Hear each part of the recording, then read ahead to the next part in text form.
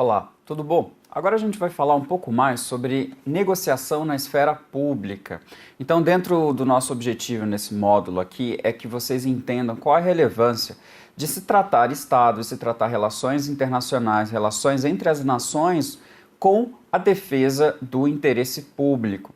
Então a gente já tinha falado algumas vezes sobre negociação em âmbitos como o privado, em termos de empresas, em termos até mesmo sociais, como as ONGs, mas especificamente agora nós vamos trabalhar a relação de Estados, como a tarifa externa comum, processos de integração aqui no Mercosul e Brasil. Nós vamos falar um pouco sobre a sociedade civil também, então a gente vai conseguir trabalhar um pouco melhor com vocês a perspectiva de interação de interesse público. E por que a gente vai fazer uma aula só sobre interesse público? Porque, na verdade, o público interfere no privado, na verdade, o público interfere na vida do dia a dia. Além disso, você pode ir trabalhar na esfera pública, defendendo o interesse público. Então, nesse momento da nossa aprendizagem, a gente vai tentar trazer alguns exemplos, algumas contextualizações de como que as negociações podem se desenvolver na esfera pública. A mais tradicional seria a diplomacia, mas aí a gente pode trazer um pouco mais também para outras questões como opinião pública e mobilidade social, por meio das organizações não governamentais. Eu gostaria então de falar um pouco mais sobre a estrutura da aula de hoje e dentro da estrutura nós vamos trazer aí alguns pontos importantes. Então vem comigo aqui para mostrar um pouco mais sobre essa estrutura e essa relação dos tópicos e pontos que a gente vai apresentar. Primeira coisa, em negociação de interesse público, a gente vai ter ali a responsabilidade pública. Isso é muito importante porque nós precisamos entender o que é o interesse público, espaço público e responsabilidade pública. Depois nós vamos falar do macroambiente de negócios internacionais. Dentro do espaço do comércio internacional, quem define as regras são os estados e não as empresas. Então a gente vai tentar elaborar um pouco melhor essa concepção de que comércio internacional é feito a partir do momento que os estados permitem que ele seja feito. Não existe um mercado livre internacional. O que a gente tem é uma regulação e uma regulamentação dos estados e diante do que se pode ou não pode fazer, como ou não deve ser feito. E aí a gente vai chamar toda essa esfera de macroambiente. Okay? Depois, voltando aqui, a gente vai ter a diplomacia bilateral, que é a relação entre dois estados, a multilateral, aí a gente tem organizações internacionais ou acordos de 3 ou mais estados, e a paradiplomática, que tem a ver com os governos locais, cidades, estados federados, Paraná, enfim, que vão se lançar nas relações internacionais buscando a negociação como forma de obtenção de visibilidade, investimentos estrangeiros e, em alguns casos, como a protodiplomacia, até mesmo processos de secessão e refundamento da sua identidade diante de uma separação à identidade nacional. Esses 3 pontos eles serão seguidos por outros, então vem comigo aqui, que a gente vai ter o Brasil e competitividade internacional. A gente vai falar um pouco mais sobre o cenário do Brasil nessa inserção do macroambiente internacional, e aí no caso de interesse público e privado, e a sociedade civil.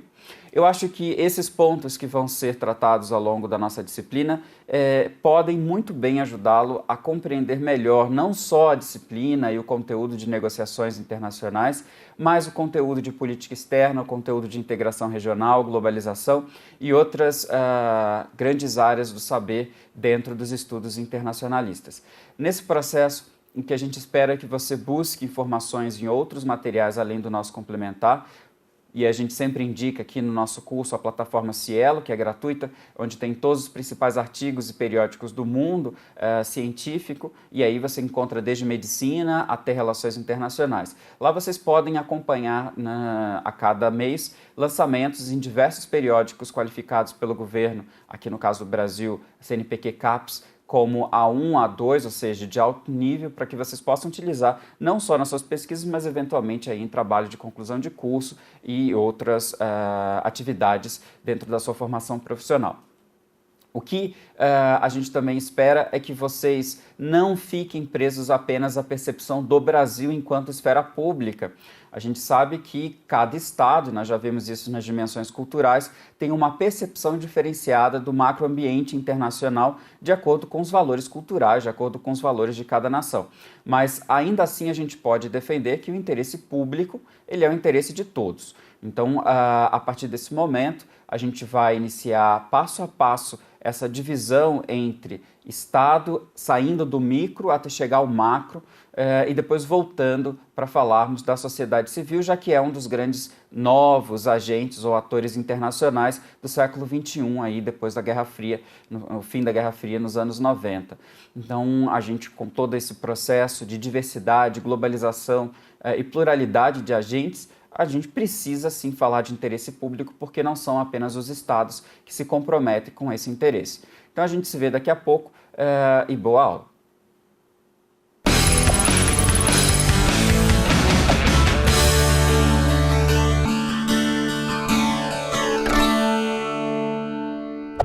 Responsabilidade pública, o que seria isso? Você tem uma noção, uma percepção do que é o público? Eu acho que antes da gente falar um pouco sobre responsabilidade, que é se comprometer, é se tornar apto, né, e talvez o melhor para fazer alguma coisa, muitas das vezes a gente entende o público como de todos e nesse sentido a gente acaba caindo naquela percepção de que o público serve para todos a qualquer motivo e objetivo, o que está errado. O interesse público significa ordem pública, né? Que a gente tenha uma organização pública onde todos os direitos e deveres sejam cumpridos. O público, essa percepção, essa concepção do que é público, isso vem desde a Grécia Antiga, não vou voltar tanto tempo atrás, mas a gente precisava entender que tudo que está dentro da polis, né, dentro da cidade, ela é de interesse dos seus cidadãos. Então, quem está dentro da cidade define o que vai acontecer ali dentro. E o que está fora é o mundo, né? A Deus pertence. Nesse processo de, dentro da cidade, nós decidirmos a vida pública de todos, enquanto que aí a gente já pula para o direito romano, enquanto que dentro da casa é a família que define, o chefe da família definia, né, no período da Idade Antiga, você tinha o homem definindo as regras dentro da casa, a partir da porta para a rua, quem definia era o interesse público, porque nós estamos falando de um espaço público. Nesse espaço público, o que vai acontecer?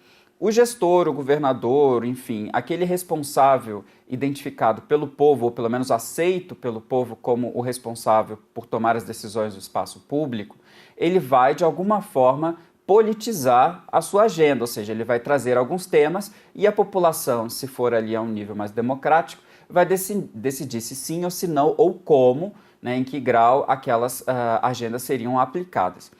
A partir disso, nós vamos ter então a ideia de responsabilidade pública. Todo indivíduo possui responsabilidade pública, né? Todo indivíduo racional. E aí o que seria um indivíduo racional pleno? No nosso caso do Brasil, acima de 18 anos. Né? Então, acima de 18 anos é quando o indivíduo se torna racional pleno. Antes disso, ele não é racional pleno. A gente já tinha falado que uma criança prefere escolher a nota do dinheiro pela cor e não necessariamente pelo valor. A não ser que você ensine que uma nota vale mais, mas ela já vai ter que ter uma certa idade para conseguir racionalizar essa informação. Então a responsabilidade pública nada mais é do que o respeito aos direitos e deveres de todos. Numa democracia, não é a maioria que define as coisas, né? Quem quer sair mais cedo do intervalo? Aí a maioria levanta a mão, então a gente decide sair mais cedo. Isso não é democracia, né? Isso é decisão da maioria. Né? A democracia precisa ser qualificada, mas, sobretudo, é o consenso. Então, a democracia é o debate e a escolha em consenso de todas as partes. Então, todo mundo junto vai decidir o que é melhor, não é a maioria decidindo pela minoria. E aí, nesse processo de entender a responsabilidade do espaço público, a responsabilidade do interesse público, no caso contemporâneo, nós temos os estados como o grande detentor do dever de tornar possível o respeito, né, e o cumprimento dos direitos e deveres da população. Agora, será que é só o Estado que cuida disso? Não, né? Nós temos aí outros agentes envolvidos. Por exemplo, as organizações não governamentais que representam a sociedade civil. A gente vai falar um pouco mais sobre ONGs mais para frente, mas eu acho que precisamos trabalhar um pouco melhor nessa expansão de compreensão do que seria o espaço público. Agora eu vou passar alguns pontos sobre esse conteúdo aqui e eu gostaria que você viesse comigo. Na responsabilidade pública, quando negociamos por uma cidade, nação ou instituições do governo e organizações internacionais, estamos definindo reflexos na vida pública. Então, toda ação que nós fazemos vai acabar interferindo no interesse comum. Seja eu parte do Detran, seja eu parte de uma instituição de ensino superior, seja eu parte do governo federal, isso tudo vai interferir no interesse público. Ah, mas professor, será que eu dentro de uma empresa o que eu faço interfere? Interfere. Primeiro porque você faz parte do interesse público e você faz parte do corpo público de uma sociedade. Então tudo que você faz na sua vida pública ou privada interfere. Agora, evidentemente que existe uma dimensão maior para aqueles que trabalham junto com processos decisórios do espaço público em relação àqueles que trabalham com processos decisórios no espaço privado. Mas ainda assim, agentes privados como as empresas também acabam interferindo no espaço público. Voltando aqui aos slides. Cabe ao negociador compreender que em suas mãos está a responsabilidade diante do interesse público. E aí a gente vai ter então a relação de espaço público versus interesse público. Espaço público é onde as decisões e a política são formuladas e tomadas. Já interesse público é o bem comum, mesmo que não seja a voz da maioria. Então, o que é o espaço público? Lá no século XVIII, XIX, o espaço público era a praça. Então, todo mundo se reunia na praça para fazer ali a mobilização das ideias políticas. Eu acho que talvez vocês já tiveram contato com esse conteúdo em outras disciplinas ou na formação do ensino fundamental e médio de vocês. Então, o espaço público era a praça. Depois, aliás, um pouco antes disso, onde era o espaço público? Eram as igrejas. Então as pessoas se reuniam nas igrejas para definir o que era, qual era o caminho, isso na Idade Média, na Alta Idade Média, qual que era o caminho do interesse público. Depois vieram as praças, e com as praças, posteriormente no século XIX e no século XX, os protestos de rua e os cafés, os restaurantes e outros espaços, inclusive hoje até os shopping centers, eles acabam se colocando como espaço público, onde as pessoas se reúnem para debater o interesse comum. E aí não confundir interesse público com política, ou seja, não é debater política nesses espaços, mas é debater o dia a dia, debater como é que vai funcionar a sociedade, quem está certo, quem está errado, se a vizinha fez algo certo ou errado na vida dela, enfim. Isso tudo vai acabar sendo debatido no espaço público e gerando aí um comportamento que vai determinar a vida de todos nós. Porque construção de valores, construção de percepções do certo e do errado também, evidentemente, faz parte da construção, da consolidação do público. Aí, voltando aqui ao nosso slide, eu queria chamar a atenção nessa segunda parte aqui, ó. Interesse público é o bem comum, mesmo que não seja a voz da maioria. Então a gente precisa entender o que voz é essa para a gente debater a ideia de espaço público, Essa voz, ela é uma voz não só apenas dos indivíduos, mas ela também é uma voz das instituições. E atualmente, dentro de um cenário mais globalizado, a percepção de que o interesse público é feito apenas pelos indivíduos da comunidade é errado. Nós temos diversos agentes externos, como as organizações internacionais, como também comunidades epistêmicas que vão interferindo e construindo em conjunto a percepção do que é bem comum, do que é o interesse do espaço público também. Então não atente acreditando que apenas os brasileiros decidem o que é bom para o Brasil. Você tem diversos organismos internacionais, diversas nações externas e diversos agentes epistêmicos, universidades, institutos de pesquisas internacionais que consolidam o que nós decidimos ou não. Mas isso é assim em todos os países, exceto os mais fechados, como a Coreia do Norte. Vamos voltar aos slides e dar continuidade. Quando negociamos no espaço público, podemos representar determinados grupos políticos, mas quando negociamos sobre o interesse público, devemos trazer resultados favoráveis à sociedade em sua diversidade. Isso aqui também está bem simples. A corrupção é uma das grandes ameaças à negociação de interesse público. E aí a gente pode até voltar à teoria dos jogos de dois níveis, coopera ou não coopera. Bem, a corrupção a gente sabe que ela é quando os indivíduos não respeitam a regra, né, predeterminada, a burocracia, ou não respeitam o interesse público, né, fazem alguma coisa contrária ao interesse público. Mas, de modo geral, a gente pode entender que cada vez mais as sociedades, e aí é uma percepção da Pippa Norris, do Coleman, que conforme a tecnologia vai avançando, nós temos novos canais de controle desse interesse público. Porque se há 200, 300 anos atrás você tinha 4 ou 5 famílias na praça pública decidindo, hoje você tem milhares, né? Às vezes até milhões de pessoas decidindo o futuro de uma cidade. Então, evidentemente que não dá para você usar apenas o espaço público tradicional. A gente parte para outros espaços como o virtual. Voltando aqui comigo. Na negociação do interesse público, precisamos lidar com duas frentes, a temática e o interesse público, ou seja, o que a gente vai debater, questões ambientais, enfim, e o interesse público, como que a sociedade, não a maioria, mas como a sociedade, de modo geral, se coloca em relação a isso. Negociar acordos comerciais ou de cooperação passa pelas duas. E aí a gente vai ter instituições que possuem maior autonomia para tomar decisões técnicas, quase sempre são evocadas para tomar as medidas no cenário internacional. Enquanto que governos tendem a submeter a opinião pública. Mais do que conseguir um bom resultado, deve-se manter sua execução nas alternâncias políticas. Então, para concluir esse primeiro momento do nosso conteúdo, a gente precisa fazer essa diferenciação. Por quê? Porque o Estado, como ele é organizado por políticos, ou seja, o político chega lá pela opinião pública, ele vai não necessariamente defender o que ele acredita, né? Não necessariamente às vezes o que muito do partido acredita, mas o que a opinião pública está mobilizada. E a opinião pública, por muitas das vezes, a gente não pode chamar que o indivíduo não sabe votar, a opinião pública é burra, enfim, ela nunca é, a gente sempre sabe o que a gente faz. Mas a grande diferença é que o político ele fica atrelado aos anseios e às emoções da opinião pública, enquanto que organismos especializados eles vão tomar decisões pautados na técnica, pautados no conhecimento, no conteúdo mais específico. Então, você tem aí, por exemplo, ministérios onde os ministros eles são políticos eleitos, então eles vão tomar decisões aparentemente por interesse público, mas eles também estarão mobilizados pela emoção do público. Enquanto que os secretários de carreira dentro dos ministérios brasileiros, eles estão ali porque são um corpo técnico. Eles não estão preocupados com a opinião pública num primeiro momento. Eles vão fazer ali o que seria melhor tecnicamente. Então tem essa diferença. E é por isso que hoje no cenário internacional, muitas das organizações internacionais acabam tendo maior autonomia de decisão e gestão dos seus recursos em relação aos Estados-membros que fazem parte, porque elas possuem um corpo técnico e elas não estão respondendo apenas à opinião pública, mas sim a um rigoroso sistema de controle de conhecimento, um controle epistêmico, um controle de bases sólidas para a execução.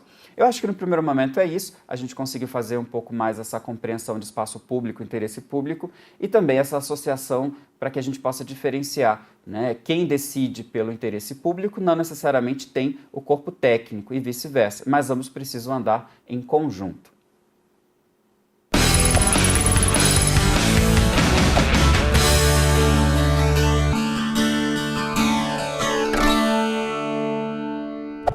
Macroambientes internacionais. A gente precisa entender o que seria esse grande espaço de dinâmicas. Para você, aluno de Relações Internacionais, Comércio Internacional ou outras formações que lidam com o internacional, é bem fácil. São todas as dinâmicas que acontecem no cenário internacional.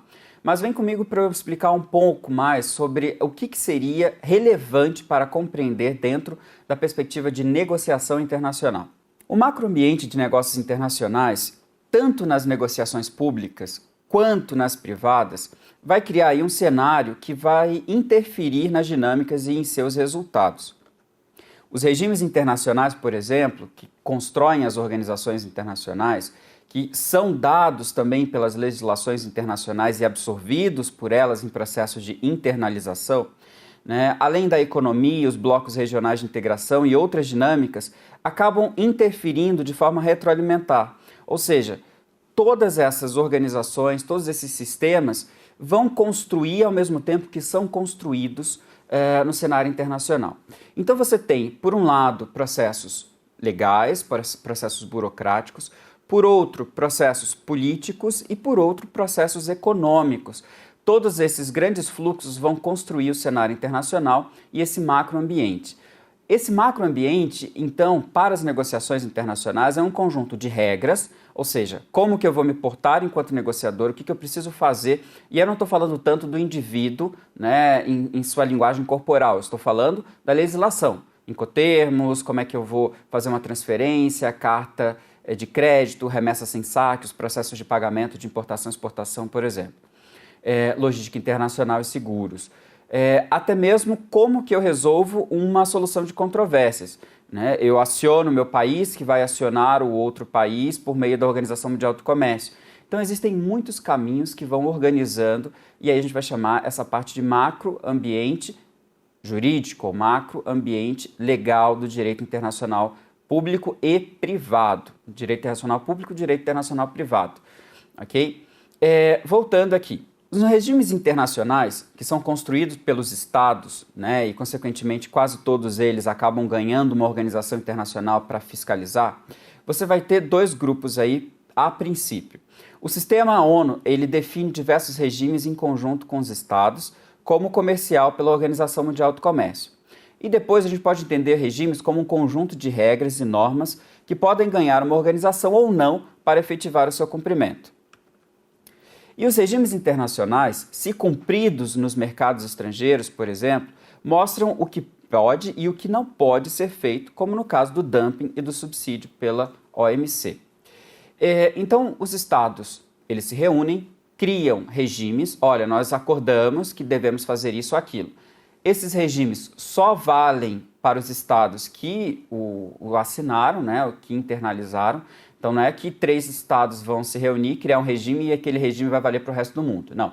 Regimes só funcionam para os estados membros. A partir disso, eles podem criar uma organização internacional para fiscalizar, orientar, até mesmo punir os estados que não cumpram. E aí, dentro, mais especificamente, do comércio internacional, nós temos a Organização Mundial do Comércio, que ela vem do GATT, que eram rodadas para diminuição de protecionismos e barreiras comerciais internacionais, que vai, de alguma forma, estabelecer 2 grandes grupos de fiscalização ou de atenção internacional, contra o dumping e contra o subsídio. Subsídio, ele não é um crime, tá? Então ele pode ser praticado, só que ele tem regras para ser praticados. Agora o dumping, ele é um crime. O que é o subsídio? Subsídio é toda ajuda, né? Então é subsidiar. Toda ajuda que o Estado, que uma outra organização, que um indivíduo passa para outro, né, para melhorar ou para facilitar, é um subsídio. O Estado subsidia a formação profissional, né, da sua população, com ensino fundamental, ensino médio, então isso é possível. O ensino técnico, quando dado pelo Estado, é um subsídio à formação profissional que vai gerar um produto mais barato lá na frente por mão de obra local. Não precisamos importar mão de obra estrangeira para fazer o nosso trabalho. Agora, existem alguns subsídios que são problemáticos pela Organização Mundial do Comércio. E aí, desde os anos 40, pelo GATT até hoje, a gente vai tentar resolver alguns deles, como os subsídios agrícolas, sobretudo na Europa, que tem uma grande resistência em abrir mão deles. Do outro lado, o dumping, ele significa uma empresa vender um produto com um preço muito abaixo do mercado para quebrar as suas concorrentes. Então, ela vai ter, num primeiro momento, um prejuízo, só que ela vai pagar esse prejuízo vendendo produtos de outro tipo. Por exemplo, se eu vendo salsichas e aí você acaba vindo e quer vender as salsichas também, mas ao invés de vender a R$5, vende a 2 centavos, a 50 centavos o pacote. Evidentemente o preço está muito baixo e você vai ter um preço que não vai pagar o custo de produção. E nesse processo aí, o que vai acontecer? Você iria quebrar teoricamente, mas na verdade, como você vende presunto, você vende frango, você vende congelados, você tira do lucro desses para pagar o seu prejuízo. E aí o que vai acontecer? Na verdade, você só vai quebrar a concorrência. Você vai me quebrar porque eu não consigo vender o pacote a menos de R$5. Então, o dumping ele é algo extremamente controlado e combatido pela Organização Mundial do Comércio. Mas empresas não podem ir diretamente à OMC. Nós estamos falando de direito internacional público, por enquanto. Então, os estados das empresas que se sentem lesionadas são acionados e eles vão à Organização Mundial do Comércio para tentar solucionar isso em âmbito multilateral. Agora, dando prosseguimento aos nossos slides, a gente vai ter aqui um ponto muito importante, os blocos regionais. Os blocos regionais de integração, como também são regimes e organizações internacionais, como a Mercosul, União Europeia, interferem nas negociações e em suas responsabilidades. E eu acho que dois grandes exemplos é a TEC, a Tarifa Externa Comum, do MNC, né, MCN, que é a nomenclatura comum do Mercosul, então NCM, e a suspensão de produtos pela União Europeia. A Tarifa Externa Comum, a TEC, ela vai controlar bastante todos os, não impostos, mas as alíquotas, ou seja, o valor dos pagamentos sobre os produtos importados. Então, se eu estou na Argentina, no Brasil, no Uruguai, Paraguai e na Venezuela, enquanto membro do Mercosul, o produto para entrar, ele vai ter que ter o mesmo valor de imposto de importação, por exemplo. Ele não pode ser praticado diferentemente na Argentina ou no Brasil, porque daí você tem uma percepção única de bloco. Se eu importo trigo, né, da Europa, um exemplo, né, não é o caso, mas se eu importo o trigo da Europa e ele entra pela Argentina ou pelo Brasil ou pelo Uruguai, ele vai ter a mesma alíquota, né? Os países não podem fazer diferenciação dentro do bloco. E a União Europeia também consegue fazer ali alguns protecionismos em relação à importação de produtos, como do próprio Mercosul. Vai colocar barreiras tarifárias, né, protegendo, impondo mais impostos e até mesmo barreiras não tarifárias, exigências que não advêm de pagamentos, mas exigências como qualidade, vacinas, tipos de produto, cor, tamanho, enfim. Isso tudo vai acabar alterando e se colocando como uma barreira aos produtos nacionais. Ok? Vamos voltar aqui aos slides. Ó. Nos modelos econômicos também interferem, evidentemente, né? Existem nações com economias voltadas ao mercado externo, então a gente tem as abertas, como o Panamá, e nós temos as fechadas, como a Coreia do Norte. E aí, dentro desses modelos econômicos, é claro que vai pesar muito, né, o sistema financeiro.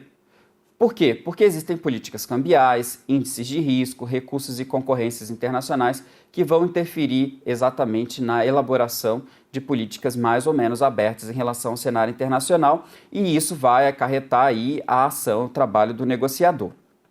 Dessa forma, o macroambiente de negócios afeta tanto as empresas quanto os estados em suas negociações internacionais. Em caso de conflitos armados, ainda existem os embargos e a suspensão de tratados.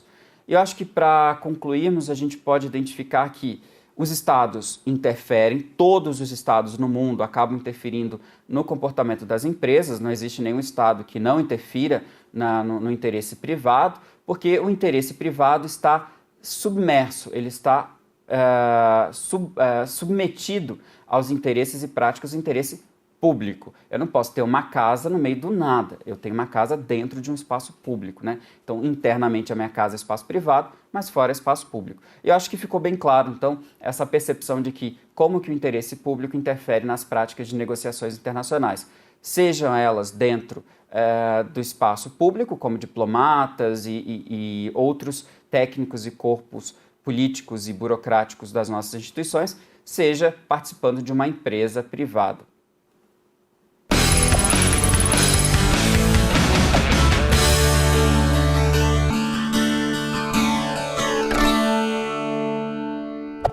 Agora chegou no momento a gente especificar um pouco mais as relações entre bilateralismo, multilateralismo e todas as outras possibilidades de relações e negociações internacionais na esfera pública. Vamos aqui para os slides para a gente ver o primeiro ponto. Na diplomacia bilateral, multilateral e paradiplomática, ao negociar em nível internacional representando instituições públicas, é preciso saber se sua prática enquadra-se em negociação bilateral entre duas partes, ou seja, dois estados envolvidos, negociação multilateral entre 3 ou mais, e aí a gente precisa fazer uma ressalva, porque um estado, quando ele negocia com uma organização internacional, ela é uma negociação multilateral, porque a organização ela representa diversos outros estados. E a paradiplomacia, que é uma diplomacia paralela à diplomacia nacional. Na negociação bilateral, diz respeito ao envolvimento de duas partes sem intermediários, por exemplo, quando o Brasil e China firmam um acordo de cooperação técnica. Na negociação multilateral, ela consiste no envolvimento de mais partes ou de uma organização internacional na negociação. Essa definição ela pode ser aplicada, por exemplo, quando se há a construção ou o intuito de se criar uma agenda ambiental, como foi o caso da Conferência do Clima em Paris. E configura-se para a diplomacia quando um agente sem personalidade jurídica internacional cria uma agenda de ação e relacionam-se com agentes externos de forma paralela aos seus governos legítimos. Por exemplo, quando a cidade do Rio de Janeiro pegou 1,6 bilhão de dólares em 2009 e 2010 do Banco Mundial. Dentro dessas três possibilidades, eu acho que vocês já estão extremamente familiarizados com essa possibilidade de negociação, mas é importante a gente especificar um pouco mais qual é o papel e os desafios do negociador em relação a esses três tipos de ação.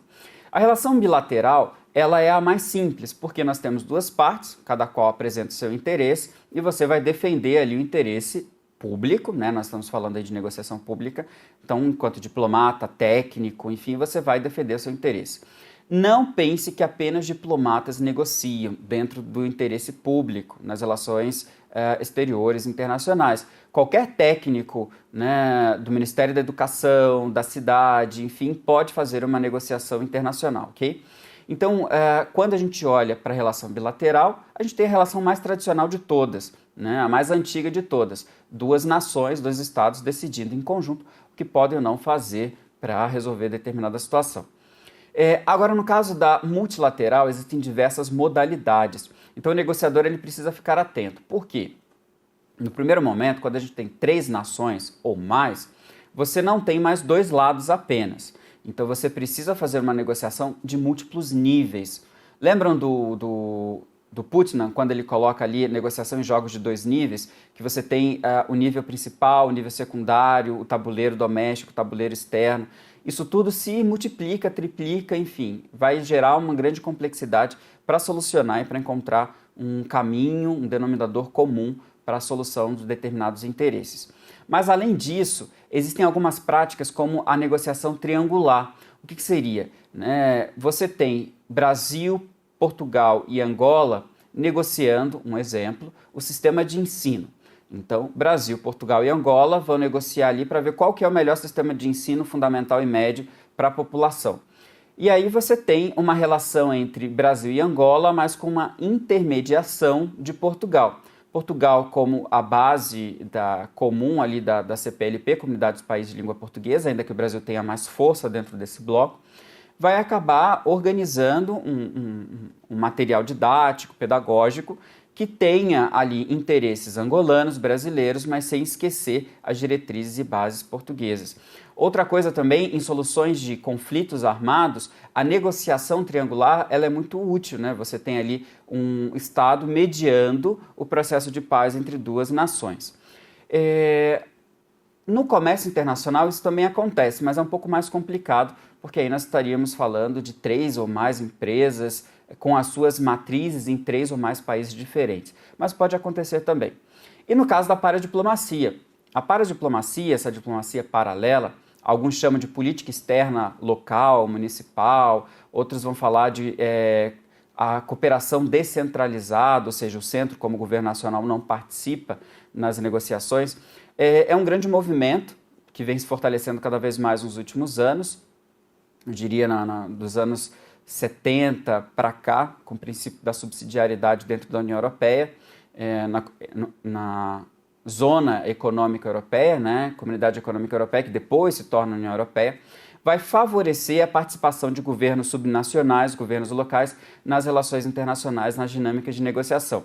Então, uma cidade ela tem que lembrar, um governo local, um estado federado, uma província, um cantão, precisam entender que eles não possuem uma plena autonomia, uma plena liberdade para decidir tudo. Por quê? Porque esses governos locais não têm soberania. Então, questões de guerra, paz, questões de reconhecimento de outros estados, eles não possuem. Então, vão debater muito mais questões de desenvolvimento, questões políticas de políticas locais, transferência e difusão de políticas públicas, que é uma outra grande área. Eles vão debater questões culturais, de imagem, atração de recursos. Alguns vão até dizer que as cidades competem entre si no cenário internacional, em busca dos mercados de cidades, imobiliário, logística, financiamento, investimentos, enfim. Então a paradiplomacia, ela vai organizar ali um corpo muito semelhante à diplomacia nacional, mas voltado para os interesses do governo local. Okay? Existe até a paradiplomacia empresarial, né, que é uma diplomacia paralela à diplomacia nacional. Isso pode até acontecer, mas não é o caso aqui porque a gente está falando de interesse público. De modo geral, eu acho que é isso. Vocês conseguem diferenciar facilmente essas três etapas entre três modos, né, de negociação: bilateral, multilateral e paradiplomático. E unilateral, não existe negociação unilateral, né? Seria a imposição da força.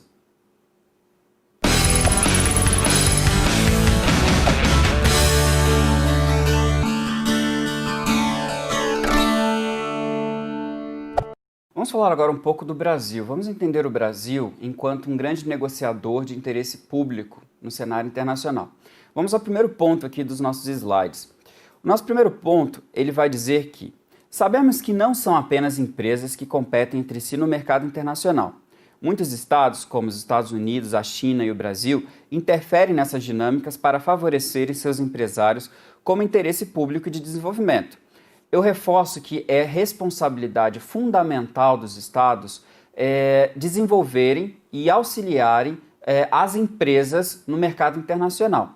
Então, todo estado ele vai ter alguns tipos de mecanismos que vão favorecer as empresas nacionais.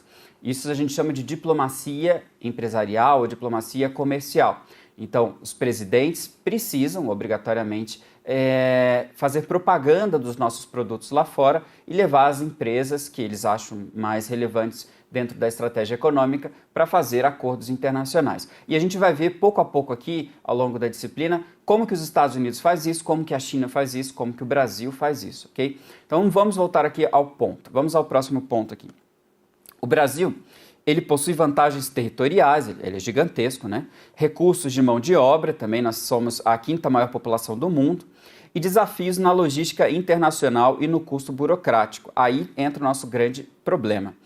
O Brasil, por ser gigantesco, ele tem uma grande dificuldade na logística. Primeiro, nós estamos no hemisfério sul. Isso já encarece bastante, porque eu diria que 2/3 do mundo estão no hemisfério norte. Então, Estados Unidos, Europa, Ásia, está todo mundo lá em cima, né? A China está lá em cima, que é a nossa maior compradora. Então, tudo que o Brasil faz para exportar é muito caro. Brasil, Argentina, Austrália, África do Sul, tudo que nós produzimos até levar é muito caro pelo custo da logística, né? Combustível, enfim. Então, nesse momento, a gente já tem um grande desafio que não pode ser solucionado pela política, né? É um desafio geográfico, não tem muito o que fazer. No máximo, talvez, se a gente inventasse uma nova tecnologia, né, energia solar, que levasse os nossos produtos sem custo algum. Mas isso é muito difícil, por enquanto. Então, esse desafio externo, ele já pesa sobre nós. Num segundo momento, nós temos um outro desafio, que é o processo da logística interna, a integração dos modais de produção e transporte dentro do Brasil. Isso sim a gente pode resolver, né? Então, dentro do processo de negociação, a gente precisa saber, e no caso do Brasil nós conhecemos, quais são as nossas dificuldades. E uma das maiores dificuldades é sermos sul e termos esse problema de logística interna, além da burocracia, ok? Vamos continuar aqui. Nos Estados Unidos, os Estados Unidos eles têm diversos órgãos que vão favorecer a competição das empresas estadunidenses no cenário internacional. Eu mesmo trabalhei muitos anos na United States Commercial Service, dentro do governo americano.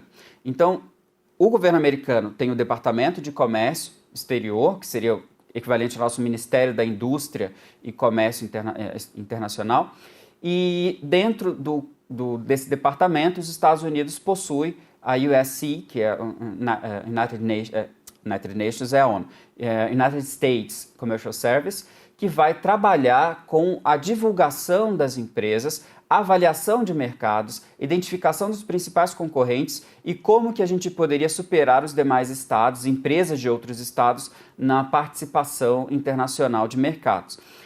Então, o governo americano ele vai proporcionar que seus funcionários públicos trabalhem para algumas empresas, avaliando riscos, avaliando investimentos e abertura de mercados. Então, os Estados Unidos ele faz essa diplomacia comercial, defendendo os interesses das suas empresas de forma muito intensa. Ele não é um estado que vai colocar muito dinheiro nas suas empresas, tanto quanto outras nações, por exemplo, a China, que quase todas as grandes empresas são estatais. Mas os Estados Unidos, ele apoia muito o controle por meio de políticas fiscais do Federal Reserve, que é o Banco Central dos Estados Unidos, para favorecer as suas empresas na competição internacional. Okay? Então, os Estados Unidos preferem dar assessoria e controlar essa ajuda por meio de políticas fiscais e cambiais. E, além disso, a diplomacia comercial. Agora vamos ao próximo ponto aqui, ó, a próxima situação. A China, ela ocupa hoje o lugar de maior exportadora de bens para as demais nações. Ela tem um custo muito barato de produção. Então, diferente dos Estados Unidos, que vai tentar fazer ali um apoio de logística internacional, de estratégia internacional de inserção de mercados, a China faz isso, mas ela consegue uma grande vantagem, que é o baixo custo de produção. A China é o país com a maior população do mundo. Se nós pensássemos a Terra, China e Índia seriam a metade da humanidade. Então o Brasil é uma ilha. O Brasil é uma ilha desabitada se nós compararmos com as demais regiões do mundo. E aí a China, por ser essa grande nação que tanto consome os recursos naturais do planeta, como produz e vende essas mercadorias para os demais países, ela tem ali uma vantagem gigantesca. Muita mão de obra, uma mão de obra muito barata e, consequentemente, uma produção muito barata. E por estar no hemisfério norte, ela acaba tendo ali também um embarateamento dos custos de logística. Então essa talvez seja uma das grandes vantagens. Mas só para finalizar o caso da China, a gente tem que lembrar que a China, a partir dos anos 90 para cá, criou zonas especiais territoriais, onde nessas zonas as empresas têm uma maior facilidade de impostos, elas não pagam tanto imposto de exportação, existe ali maior mobilização e mobilidade de investimentos estrangeiros, ou seja, uma capitalização e uma liberação de determinadas regiões para ligar as dinâmicas de exportação. Então a China tem essa questão. E indo aqui para o nosso próximo exemplo, a gente vai ter o próprio, ainda aqui no caso da China, estatais fortes e zonas especiais de produção que eu já tinha falado. Indo para o próximo exemplo, a gente tem a Alemanha. Grande economia, ela é a maior economia da União Europeia, 14% do comércio mundial, que representa. Você vai ter um crescimento aberto às exportações e aos fluxos de capitais. A Alemanha foi se abrindo, regionalismo aberto, a partir do fim da Guerra, a partir dos anos 70, na verdade. E assim como os Estados Unidos investem no domínio de patentes na ciência, porque aí você acaba controlando toda a produção, Você acaba controlando todo o processo de produção e controle do uso de outros países sobre os seus bens intelectuais. Dessa forma, o Brasil ele precisa garantir competitividade comercial em meio às negociações, como nas rodadas do GATT, antigas, não existem mais, agora a gente fala as rodadas da OMC, na integração regional. Eu acho que o grande objetivo desse conteúdo aqui é vocês entenderem que os estados eles não deixam os mercados livres para as empresas fazerem o que bem entendem. Os estados eles controlam e são extremamente competitivos. Os estados eles jogam pesados. A gente tem que lembrar dos Estados Unidos fazendo espionagem com o governo brasileiro para ter vantagens econômicas, e também espionava a Alemanha, nós temos que lembrar a China com os grandes investimentos e financiamentos de outras nações para controlar o tipo e a forma de uso desse capital e, consequentemente, dominar mercados internos na África, sobretudo, a África subsaariana. E aí a gente vai ter diversas estratégias dos estados negociando, se relacionando entre si para controlar interesses privados. A gente tem um último exemplo no governo Donald Trump, que ele buscou taxar a entrada do alumínio. Por quê? Porque isso quebra a China, mas quebra a China não de uma forma que ela vai cair e vai arrastar os Estados Unidos juntos, porque a China é uma das grandes compradoras da dívida pública dos Estados Unidos. Então, se a China para, os Estados Unidos caem junto.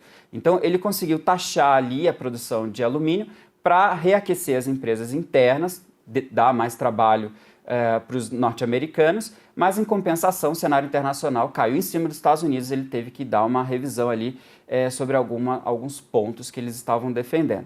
De modo geral, eu acho que é isso, vocês conseguiram entender um pouco melhor como que os estados de interesse público interferem no interesse privado em termos de negociação internacional.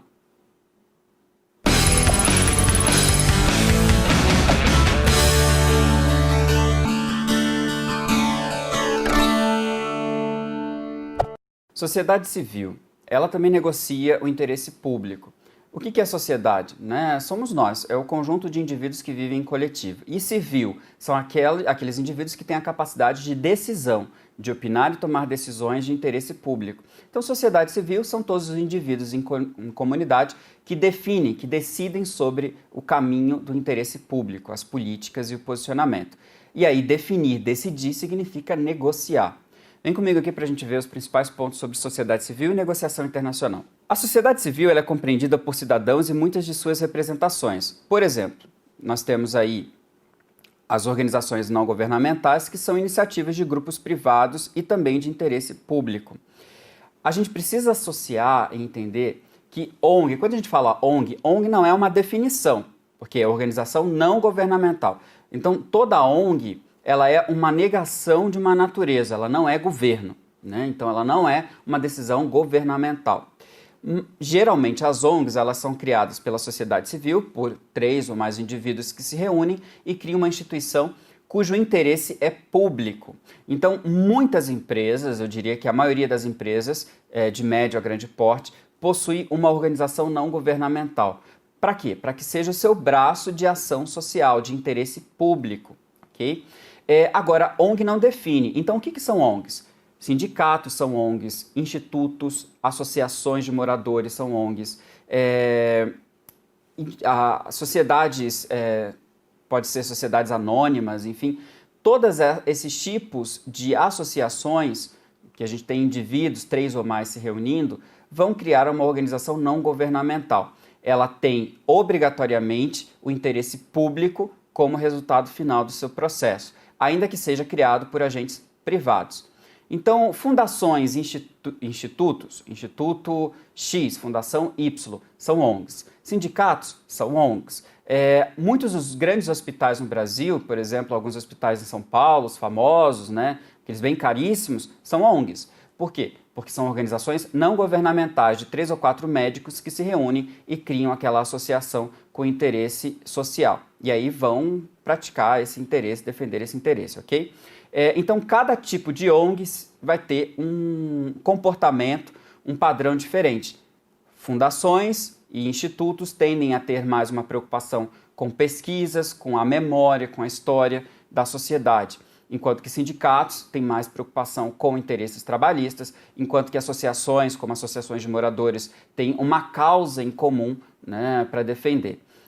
São mais ativistas. Então, de modo geral, a gente tem aí diversos processos e procedimentos ligados às ONGs que negociam dentro do cenário internacional. Então, a gente vai ver como. Vem aqui, ó. Quais são os principais tipos de ONGs? Fundações, institutos, sindicatos, associações. Todos eles negociam internacionalmente. Nas fundações e instituições, você tem muito ali a questão da pesquisa e investimentos internacionais. Então, passam a negociar com governos como e onde investir. Os sindicatos têm as questões trabalhistas, eles podem negociar internacionalmente, por exemplo, os sindicatos do Mercosul, Eles podem negociar para ver como é que estão os direitos trabalhistas dentro do bloco no processo de integração. E as associações?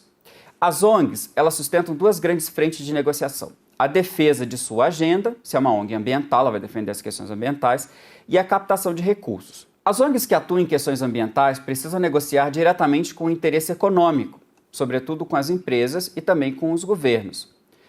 As ONGs que atuam em associações de moradores, elas vão demandar muito mais dos governos locais do que dos governos federais. Então a gente começa a perceber essa diferenciação entre uma estrutura de governo local e governo federal, ambos de interesse público, que dependendo da natureza da ONG, da sociedade civil, ela vai negociar. A Associação de Moradores não vai pedir uma nova estrada para o governo federal, não faz sentido, né? Ela vai pedir uma escola, uma creche para o governo federal. Não é de responsabilidade do governo federal fazer creches ou escolas. Isso é de responsabilidade do governo municipal, é da cidade fazer escolas, né? Então, dependendo aí do nível, vai ter uma negociação diferente. Agora, o nível internacional, como é que isso funciona? As ONGs de associações de moradores mais locais, elas podem negociar internacionalmente para buscar ali não só financiadores e apoios, né, de reconstrução após guerras, enfim, mas também elas podem negociar com outras ONGs para transferir práticas positivas, modelos, né, que a gente vai chamar de boas práticas. O que alguém fez num lugar que deu certo, que poderia dar certo aqui? Então vamos fazer essa troca de informações. Então, não necessariamente as ONGs negociam apenas dinheiro, mas elas negociam também boas práticas. Vamos continuar dentro do nosso conteúdo aqui, ó. A negociação, quando se faz parte de uma ONG, precisa defender uma causa de forma lógica, fazendo com que as partes compreendam a sua demanda. O negociador precisa trazer o máximo de informações sobre a instituição e sobre o tema. A confiabilidade é um critério importante nesse tipo de negociação. Então, acho que para entender como é que a sociedade civil atua é simples. Ou ela faz pressão de forma não organizada, que é protesto, opinião pública, enfim, ou ela faz uma ação de forma organizada por meio das organizações não governamentais. E aí ela vai defender e negociar internacionalmente os seus interesses de agenda ou até mesmo captação de recursos. É muito comum nós termos diversas organizações não governamentais de atuação ativista, como o PETA, Direitos dos Animais, o Greenpeace, que vão se mobilizar internacionalmente, acionando outras ONGs e outras instituições privadas ou públicas dentro da sua causa, né? Então a gente consegue ver muito isso, talvez até melhor do que o Greenpeace, a gente consegue ver muito bem isso na WWF, uma organização não governamental que está presente no mundo inteiro, captando recursos, né? Em aeroportos internacionais sempre tem uma grande caixa de acrílico para você depositar o seu dinheiro para a WWF, ou você consegue ver isso aí também por meio das parcerias como a SOS Mata Atlântica e outras organizações não governamentais. Mas fora questões ambientais, tem muitas outras, né? Tem questões étnicas, culturais, raciais, de pesquisa, ensino, ciência, educação, e aí vai para um caminho muito extenso, muito diverso. Acho que, de modo geral, é isso, né? Você precisa se preocupar com a sua credibilidade, senão você não consegue defender os interesses da sociedade civil nem captar recursos.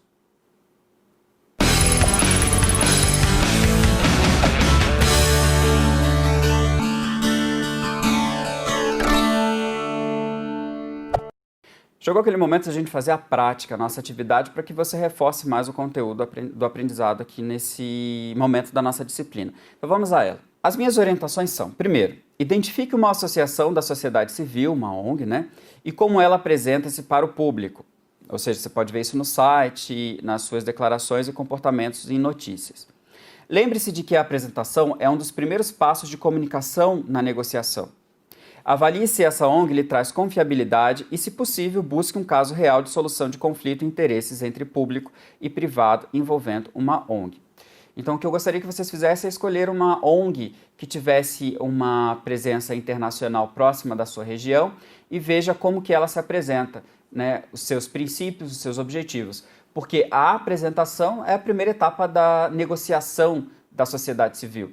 Será que ela tem credibilidade? Se ela tiver credibilidade, daí você consegue dizer lá no seu relatório, olha, essa ONG funciona desse jeito, tem credibilidade, e aí no segundo momento você vê se ela já teve algum tipo de envolvimento com conflitos, né, entre interesses públicos e privados. Você pode fazer essa avaliação. Okay? Eu acho que essa é a prática para você reforçar o conhecimento, o conteúdo, além de pesquisar melhor quais são as sociedades, como que está a sociedade civil organizada na sua região.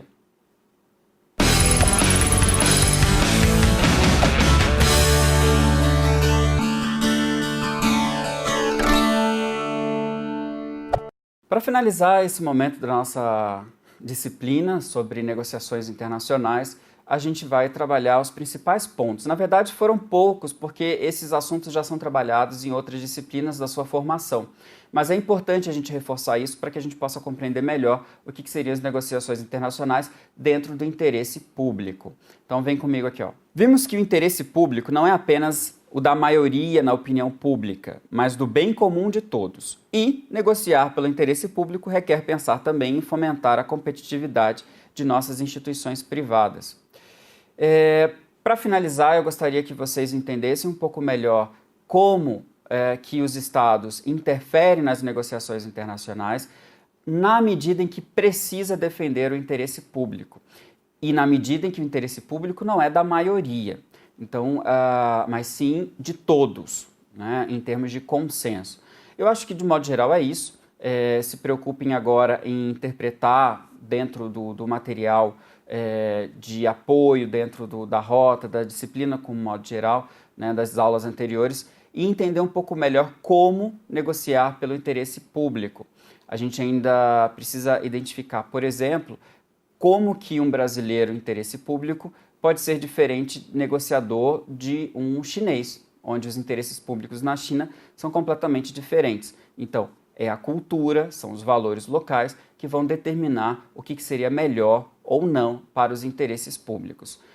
Agradeço mais uma vez a sua companhia aqui conosco até esse momento da aprendizagem e a gente se vê na próxima aula.